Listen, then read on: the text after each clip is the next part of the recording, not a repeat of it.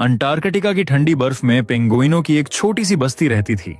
उसी बस्ती में रहता था अल्फा, हमेशा हंसता मुस्कुराता मौज मस्ती में रहने वाला सबका चहेता पेंगुइन। जिंदगी उसके लिए बस खेल, हंसी और बर्फ में फिसलने का नाम थी।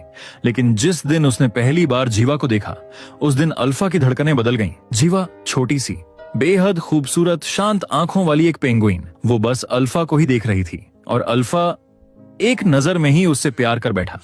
फिर दोनों साथ साथ बर्फ में खेलने लगे, हंसते, बातें करते, छोटी छोटी खुशियां बांटते।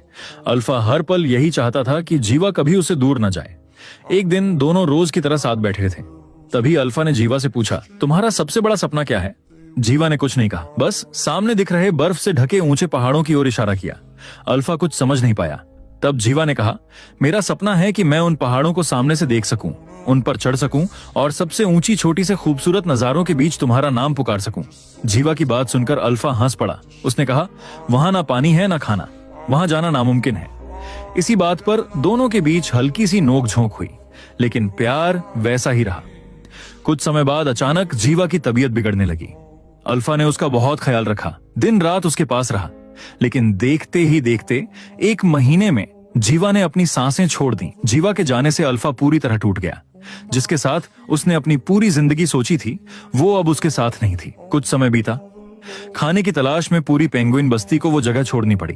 जब सब जाने लगे, अल्फा वहीं रुक गया। उसने पीछे मुड़कर वहीं ऊंचे बर्फीले पहाड़ देखे और उसे जीवा का सपना याद आ गया। उसी पल अल्फा ने फैसला कर लिया। कोई उसे समझ नहीं पाया, लेकिन अल्फा रुका नहीं।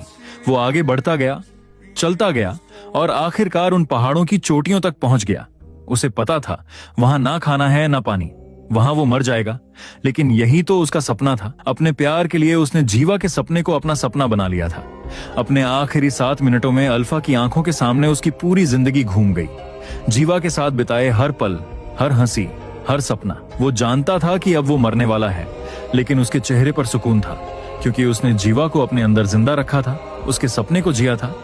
और फिर बर्फ से ढकी उन ऊंचाइयों पर अल्फा ने दुनिया को खामोशी से अलविदा कह दिया।